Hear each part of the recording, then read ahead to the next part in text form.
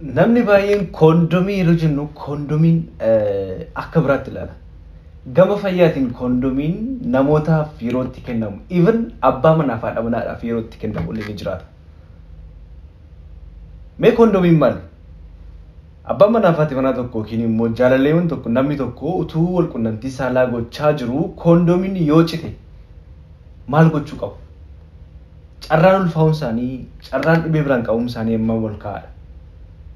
Yeroo sana ammoo atattamaa maal gochuu qabu? Fakkeenyaaf amma kondomiitu fayyadamaa jiran yookiin kondomiitu fayyadamaa jirtanii gidduutti yoo cite maal gochuu qabdu? Egaa kabajamtoota hordoftoota keenyaa akkam jirtu nagaan isiniif haa ta'u nagaa keenya hin daganne sagantaa keenya keessatti waa'ee dhimma kondomii wal qabatee kondomiin yoo cite maal gochuu qabu? Kondomii akkamitti godhachuu qabu? Fakkeenyaaf amma namni baay'een kondomii akkamatti godhatan iyyuu hin beeku. Akkamitti akka godhatamuu qabu isinitti agarsiifna demonstration jechuudha. Akkam jirtu kabajamtoota hordoftoota keenyaa kun Dr. Naafii Adgeetudha. Odeeffannoo fayyaa yerootti mana keessan teessanii kan ittiin argattan, kan ittiin bohaartan, kan irraa barattanidha. Sagantaa keenya guyyaa irraatiin kondomiin maali? Kondomii akkamitti fayyadamuu qabdu? Kondomiin tokko yoo cite battalatti maal gochuu qabdu? Kan jedhu kan walii ilaalu ta'a jechuudha. Maaliif gaaffii namoota hedduuti waan ta'eef namoonni baay'een gaaffii kana nu gaafachaa jiru waan ta'eef jechuudha. Baay'ee namoonni baay'een kondomii mana hospitaala yookiin immoo faarmaasii dhufanii yommuu bitatan illee bakka namni hin jirretti sagalee isaanii gad qabanii wannoon jira, intinaan jira, wantoon jira jedhanii dubbatu jechuudha. Namoonni baay'een dubbachuutti salphatu. Garuu akkas ta'uu hin qabu. Kondomiin baay'ee namoonni baay'ee yeroo kondom jedhamu akka waan baalagee wayii ta'e tokkotti kan yaadan jiru. Kan sin dhumu ogeessonni fayyaa abbaa manaa fi haadha manaaf illee yeroo itti ajajamu jira jechuudha. Kondomiin dhibeewwan daddarboo ta'an, dhibeewwan saalqunnamtii saalaan daddarban nurraa ittisuu keessatti, ulfa ittisuu keessatti gahee guddaa taphata jechuudha. Namoonni keenya mee kondomiin maal akka ta'e beeku? Yeroo tokko viidiyoo hojjennee turre kondomii agarsiifne kun maali jennee gaafanna. Mee ilaallee walitti adeemnu daqiiqaa lamaaf. Baay'ee egaa dhumarratti ibsa bal'aan kenna dhimma kanarratti. Kondomii binnee deemna itti agarsiifna kun maalidha jennaan. Binnee amma yoo harkaa qabna akkam argitanii. Harkaataan jira. Maali kun? Mee maali kun? Sensation jaa. Sensation maalidha faayidaan isaa? Faayidaan isaa wantoota miira nama seeyisanisa. Wantoota miira namaa seeyisan. Miira seensisuudhaaf gargaara. Maaliif gargaara kun? Garuu qorichaa isa miira seensisuuf gargaara. Qoricha akkamiiti? Qoricha gartee haaraa fa'aa wantoota gartee qabu sammuu namaa gartee sedeetiif nama godhan gara. Kun qoricha dhaare akkamitti fayyadamu mee? Hin liqimsama? Kun ni liqimsama? Hin liqimsamu. Akkamitti fayyadamu? Toopikaalii. Ni dibatta? Ni dibatta? Hin dibamu garuu harama oraaliitiin kennama. Hara oraaliitiin kennama? Okey, hin liqimsama jechuudha. Okay, atau galato. Mewaan kun maal? Ilaalime? Sensation. Sensation maal? Sensation jechuun kondomii jechuudha. Faayidaan kondomii maalime? Faayidaan kondomiidha. Yeroo wal qunnamtii saalaa dhukkuboonni adda addaa akka nutti hin dabarreef fayyadamna jechuudha. Kanaaf dhukkuboota akkamii? Dhukkuboota darboo akkamii? HIV AIDS fa'a, fantoo fa'a, cobxoo fa'a. Kondomiin dubartootaa ni jira? Dhiiraa moo dubartiitu fayyadama kana? Dhiiraaf fayyadama. Kan dubartootaa jira? Ni jira. Okay, kanaaf faayidaan isaa kan biraa kana alatti faayidaa addaa qabu qaba? Faayidaa addaa bakka akka dhukkubni tokko namarraa karaa nama biratti hin dabarsineef fayyada jechuudha. Maali? Nimo. Waan ta'eef hin beekne qareen beeku gahe. Irraa qareen beeku. Gizee laaltu maal si fakkaata? Waan harkini na fakkaatti kana gade waan akkanaati. Maal na fakkaate? Waan harkini na fakkaatti hin jiru takka. Takkaan garreen? Meeqa qabadhu laalime? Ani hin beeku waan hin beeku harkaan akka qabadhu laal. Hin beeku waan takkaan gade hin beeku. Oo laalime redeebi. Laki isi laal. Ilaalu gee. Odoo qabime. Qabime. Maali? Sensation. Maali si? Kun moo? Sensation jedha garuu hiika isaa moo? Hiika isaa moo? Maal jechuudha? Maali wanni kun? Hin barreeyyu. Mee laali qaqqabadhu laali kana. Hiika laala? Inni kin akkanuma qaqqabadhu akkanuma laali. Maali? Maal isin? Hin barre.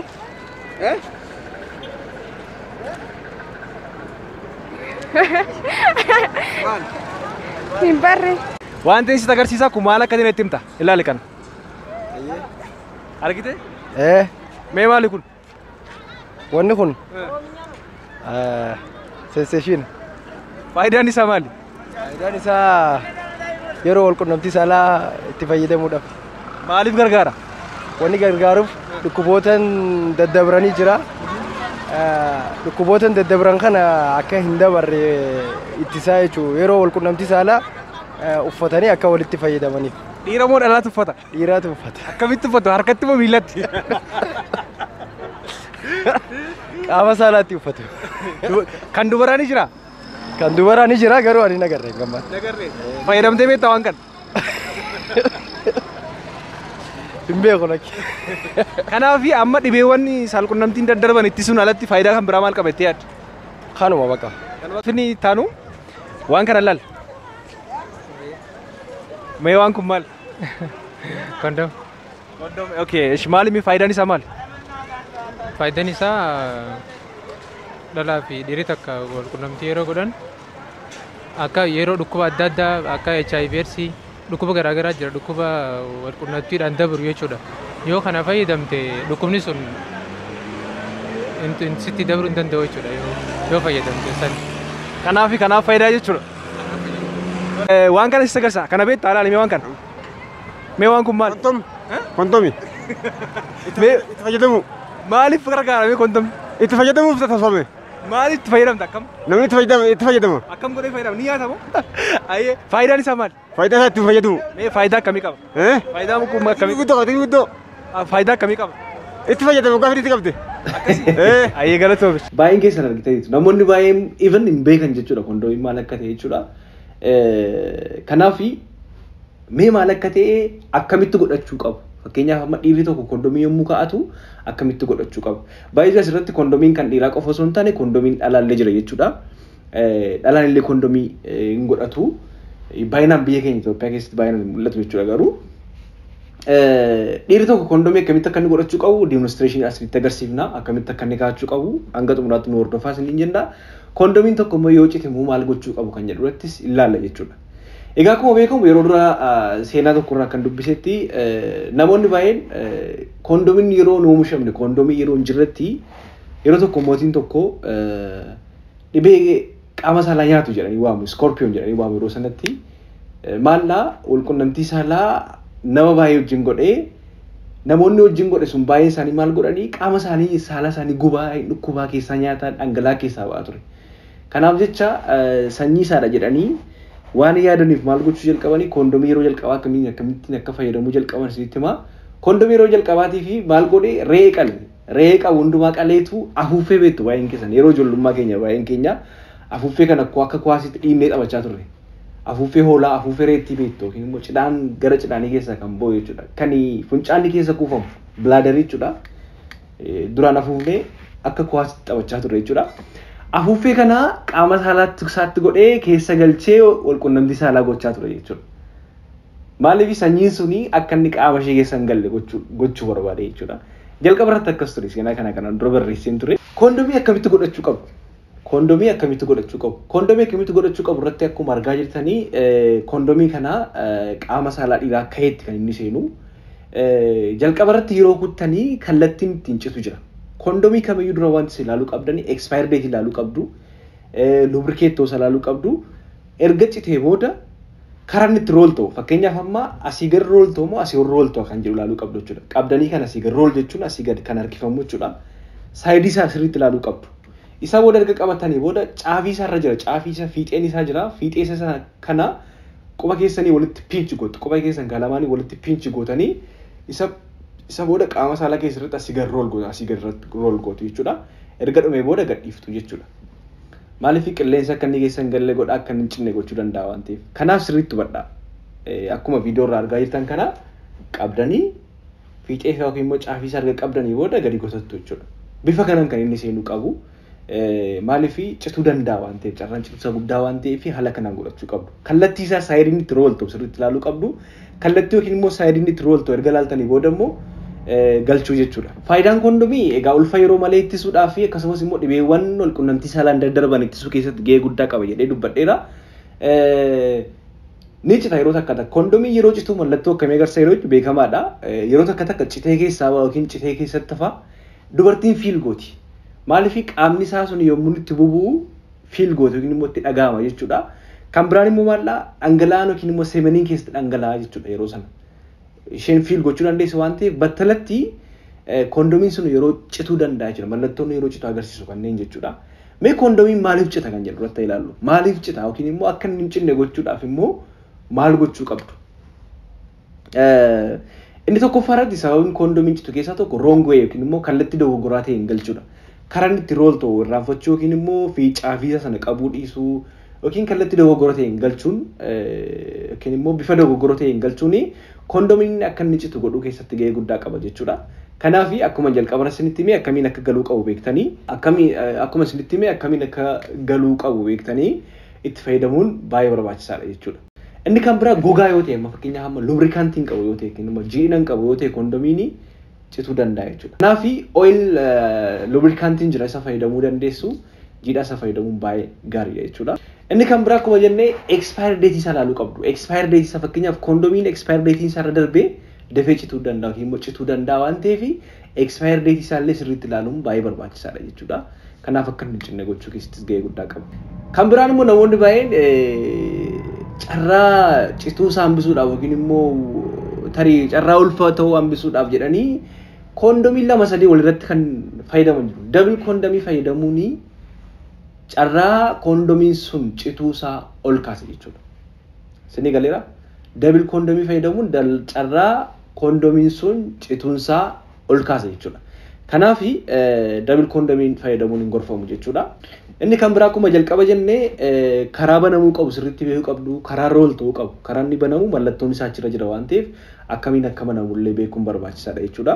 Inni kan biraa akka takka saayizii isaallee wrong saayizii fayyadamuu, saayizii wrong ta'e fayyadamuullee yeroo takka takka baay'ee dhiphaa kan ta'e immoo baay'ee bal'aa kan ta'e jira. Actually baay'een isaa free saayiziidha garuu yeroo takka takka saayizii wrong ta'e fayyadamuullee akka inni citu gochuu keessatti gahee guddaa taphata jechuudha. Mee kondomiin tokko yoo cite maal gochuu qabdu? Akkuma beekamu sirriitti meela kondomiin cituu danda'a. Nama kamiyyuu mudachuu danda'a.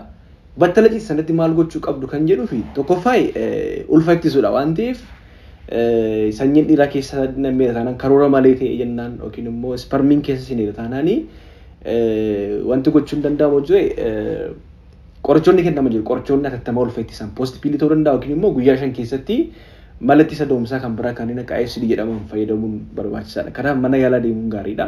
Yookiin immoo morning after pill kan jennu kanneen fudhachuun baay'ee barbaachisaadha jechuudha. Inni kan biraan immoo dhibeewwan saalqunnamtiin daddarban kanneen akka HIV/AIDS fa'aa kanneen biraa ittisuudhaaf illee keessumaa HIV/AIDS maaliif dhibeewwan saalqunnamtiin darban coobxoo fanxoon fa'aa yaalamuu danda'u mallattoon isaa yoo irratti mul'ate yaalamanii fayyu jechuudha. Akkuma jalqaba jenne kondomiinii dhibeewwan kanneen ittisuu keessatti illee gahee guddaa taphata jechuudha. Kanaaf HIV kana tariitii paartinariin keessan yookiin immoo isheen yookiin immoo qoratamee hin beeku yoo ta'e yookiin immoo qorannoon isaan beekamu yoo ta'e qorannoo gochuun gaarii jechuudha. Qorannoo deemanii rapid testii gochuun gaariidha. Qorannoo HIV godhu negatiiv yoo ta'e illee baay'ee of shakkitanii qorichi post exposure prophylaxis kan jennu yookiin immoo dhibeen HIV/AIDS tariitii akka inni isin hin miineef kan kennamu yookiin immoo akka isin hin qabneef kan kennamu dursee prevent gochuudhaaf kan kennamu jira. Saayitii 24 keessatti fudhatame gaariidha garuu amma saayitii 72 gidduutti kan fudhatamu jira. Kanaaf wantoota amma jenne jechuudhaan kondomiin maal akka ta'e ilaalleerraa erga wantoonni kunniin immoo yoo isin mudate kondomiin yoo cite mana yaalaa deemu HIV/AIDSdhaa fi qorichoonni kennaman jiru. Qoricha sana fudhachuun baay'ee barbaachisaadha. Maaliif saatii 24 keessatti fudhatu deemanii gaariidha. Maaliif qorannoon isheen beekamu taanaan fakkeenyaaf paartinariin keessan isheen yookiin HIV qoratamtee hin beektu taanaan maal akka ta'e hin beekamu taanaan deemanii ilaalamuun gaariidha jechuudha. Isa booda negatiif yoo ta'e illee qorichoonni kennaman jiru post exposure prophylaxisdhaaf akka post exposure prophylaxisitti qorichoonni kennaman jiru waan ta'eef qoricha kana fudhachuun gaariidha. Inni kan biraa ulfa ittisuudhaaf illee qorichi kennamu jira ogeessa fayyaatiin morning after pill yookiin immoo qorichi erga sanyiin dhiiraa keessa galee booda tariiti yoo dhangala'aa keessa dhangalaase qorichi ulfa ittisuudhaaf kennamu jira. Guyyaa 5 gidduutti qorichoonni kan biraa yookiin maloonni ittisa da'umsaa kanneen akka ACD faallee fudhachuun ni danda'ama jechuudha. Kun immoo ogeessi fayyaa ofiin osoo hin taane ogeessi fayyaa galchuufii danda'a jechuudha. Gabaabumatti koondoomiin maal gabaabumatti dhimma koondoomii ilaalchisee odeeffannoowwan jiran akkamitti akka fayyadamuu qabdan yoo cite maal gochuu qabdan kan jedhu irratti wanta isiniif dhaamuu barbaadu yookiin immoo wanta isin gorsuu barbaadu kana fakkaata. Hanga xumuraatti nu waliin turtanii waan nu hordoftaniif guddaa galatoomaa isiniin jenna. Fayyaan dhabinaa.